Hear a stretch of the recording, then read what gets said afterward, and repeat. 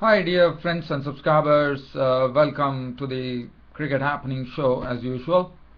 In this part of the Cricket Happening show, as you know, there are no matches happening. The IPL has ended.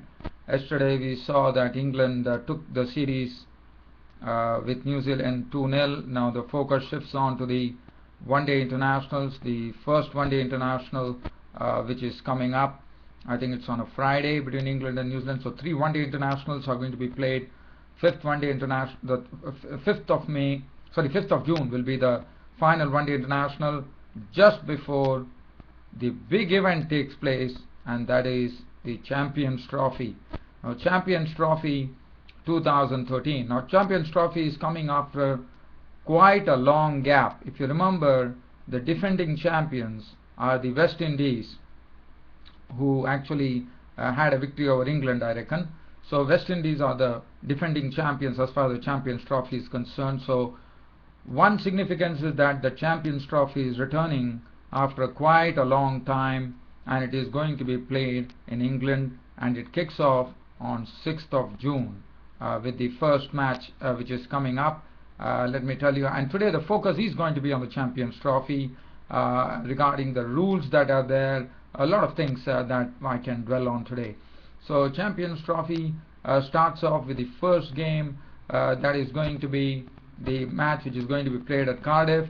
India is the one who is going to be involved in it. India will take on South Africa on 6th of June. So that's the curtain raiser as far as the championship goes. As I said, June 6th is the first day of the Champions Trophy starting in England. Now England, I'm not going to do any preview right now. I'm just going to talk because there's something that I need to talk about cricket, and that's what precisely I'm doing. Now, talking about the Champions Trophy, Ramnaresh Sarwan, the former captain of West Indies and player, feels that England have the best chance because they know the conditions, and this is something which is coming after Otis Gibson, the chief coach of the West Indies team, echoed the same sentiments about which team is going to be the favorite. Well, England are definitely in some good form, no doubt about it, but yes, they will definitely be missing Kevin Pietersen's services. If Kevin Pietersen wins, that would be great for them, but I doubt that is going to happen. But I'm told that Kevin Pietersen has returned to the nets, which is good news. Well, England are on a definite high. They have won the Test series. Now the 3 one-day internationals which are coming up between England and New Zealand would be a real test, in the sense England will really know, because they know that the Champions Trophy is going to be 50 overs one-day internationals. So basically that will be a good practice for both the teams, England and New Zealand, and whichever team, and they could do probably some bit of experiments to see what is the position that works. The only reason that I'm talking about the experiments is that because, as you know, new rules, as you know, has come into place in the month of January, that is in the start of 2013. ICC brought some new rules as far as one-day internationals were concerned. Now, looking at the new rules which are there, what it says now, as far as India are concerned, India have never played abroad and got used to those conditions where you are with the new rules. They have always played matches in India, so that will be interesting. Now, that was Dhoni's comment, actually, saying that the new one-day international rules would be a sort of a challenge for India, because till now all the matches that have been played has been played at home. So this is the first time with the new rules coming into effect, India will be taking on any opposition in overseas, I would say. Well, just talking about it, I'm just going to have not a critical look. I'm just going to have a look at it and just probably take certain topics and just speak about it. So just talking about it now, what Mahendra Singh Dhoni was telling is that it gives an unfair advantage to the batsman, because one is that what happens is right now the rule says, as far as one-day internationals go, that there can't be more than 4 fielders outside the 30-yard circle at any given point of time in an innings. So that definitely puts the pressure on the spinners, and the spinners can get tonked for few.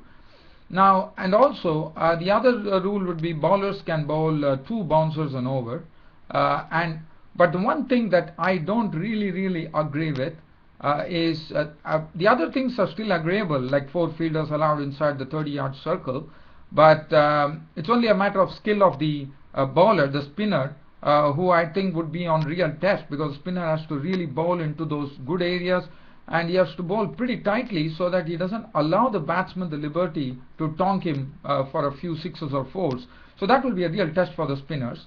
That is something that one would really agree upon. But bowlers bowling 2 bouncers, that is something the pace bowlers would definitely relish, because the batsmen are kept in suspense as to when the next bouncer is going to come, so they don't know about it and what to expect. But what I am really disputing here, dear friends and subscribers, is this particular rule where power play has to be completed by the 40th over. Now that is something, according to me, as far as I am concerned, as being the host of this Cricket Happening show, I don't really agree with it, because I think this is like, what happens is, irrespective of whatever situation, say for example, the batsmen are in a good mood, they are scoring a lot of runs, and at that time, normally a captain would probably think twice about taking a power play. Now, giving the power play, you have to take the power play within 40 overs. So 50 overs are left, and 40 overs you have to take the power play. But what one would have expected is, I thought the previous rule was pretty good, where the bowling captain or the batsman captain, or the bowling captain, or you can say the batting captain. It was the batting power play which was in the end. So the batting power play is something that the team which is batting first, the team which is batting can actually take it. But it doesn't really make sense that the power play had to be completed in the 40th over, because I think that is something that has to be really that particular option has to be given to the batting captain, in the sense that whichever team bats, that captain should have the power to actually control the innings. It is something this is something I think this is something which is thrust upon the players, that they have to complete the power play within the 40th over. Now that is not something that I will really agree upon. I don't know how you, dear friends and subscribers, feel about it, but this is my take on it. I think the captain should also, the team which is batting first, or the team whichever bats first, should have the option, because it makes the match interesting. But to take the power play inside the 40th over, if the situation is good, taking the power play, it will really help. But if the situation is a bit precarious, say for example, the team which is batting has lost probably 8 or 9 wickets. So, and if the power play has to be taken before the 40th over, so that essentially means that from 35th to 40th over you have to take the power play. Well, if the power play, just imagining a situation, I would say. Now, just talking about that between 35 and 40, it depends on the situation. If the position is good, the batsman can make hay while the sun shines. But if the position is not good, taking the batting power play is something which could even be a sort of something contradictory, because what would happen is, even though 9 wickets have been lost, the team, even though they have 50 overs to play, they have to really go hammer and tongs at the bowling, and it could result that the match ending in the 41st or 42nd over, because of the power play, they will go for runs and probably end up getting bowled or caught or whatever the situation might be. And it would be a shame if the team doesn't play the full 50 overs, because what it does is, it is also a sort of a thing that the spectators wouldn't like it, because spectators come here to see the full 100 overs being bowled, and if the match is going to get over, say in the 41st over, in the 38th over, 39th over or 40th over, it doesn't really. I mean, I'm just imagining a scenario. I'm not telling that this is going to happen, but this is something which could happen. There could be a scenario like this. So I think the power play, the last power play, should always be something optional. They should go back to the earlier one where the last power play can be taken by the batting power play can be taken depending on what the situation is. If the situation is good, well, they can take it between the 40th and 45th over, or they could probably say that the slog overs are the 45th. So probably I think the batting power play should be there in between the 46th over and the 50th over, because that is the time the batsmen are fully geared up to go for the strokes. They put in everything in the strokes to actually send the ball soaring over the fence. So I think that should be the way to go. But somewhat telling the teams to actually complete their power plays before the 40th over is not something that I'm quite agreeable to. As I said, this is purely my opinion. Now, I mean, yesterday also I spoke about it. I spoke about Daniel Vettori, but there were absolutely no comments from any of my dear friends and subscribers of Cricket Happenings. Really appreciate if someone could come forward and really talk about this. As I said, this is sincerely my opinion, but if you feel otherwise, please be free to voice your views on this Cricket Happening show, so that I also know that what is the stand that you dear friends and subscribers of Cricket Happenings are taking. The other challenges that lie ahead, I would say, is that is basically if you say that 4 fielders outside the circle at any given point of time, with the wicket keeper, and the bowler, it is another 5 people inside the circle. So basically it all depends on how the bowlers adapt to the conditions and bowl in the proper areas. So dear fans and subscribers, I'll be waiting for your comments on this. Other than that, the news that I would really like to talk, there's nothing really to talk about.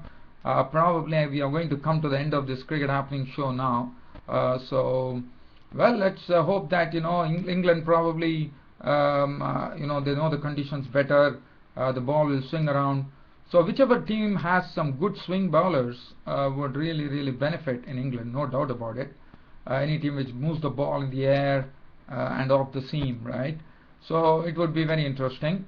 England definitely favorites because they know their home conditions very well, and they are in some good form too. The bowlers, Anderson, Broad, everybody have been hitting their straps. Finn, even Graham Swan, the off spinner, has been hitting his straps with a 10-wicket bag. Dear fans and subscribers, I don't have anything else to share today. Just wanted to talk about these new rules. But the new rules are already into effect from January. One-day internationals have been played. We have seen matches. But, this is a new rule. This is a rule that you have to take the power play within the 40th over. So that is something, that is something which really has to be looked into. And that is the precise reason I'm trying to elicit views from you, dear friends and subscribers, to know what you feel about it. Right? So, dear fans and subscribers, once again, before I leave this show, I would like to thank you very much for your support and your continuous encouragement on this cricket show. Thanks for your company today. Thanks for your continuous support to the Cricket Happening show. I have actually just given some changes to the channel. I'd like you to go into my channel and just see how it looks, because YouTube was insisting on it. So I've just changed the picturization of the channel a bit. I made some certain changes there. Probably I put something in the profile like the Kevin O'Brien who hit the fastest century in the World Cup. I've got that for any of my any other person who actually views Cricket Happening for the first show to have a look and see what this Cricket Happening show is all about. Dear fans, friends and subscribers, on this note, your host Ram would like to end the Cricket Happening show for today, but promising you that I'll be back with the same Cricket Happening show tomorrow. Until then, it's goodbye. Thank you.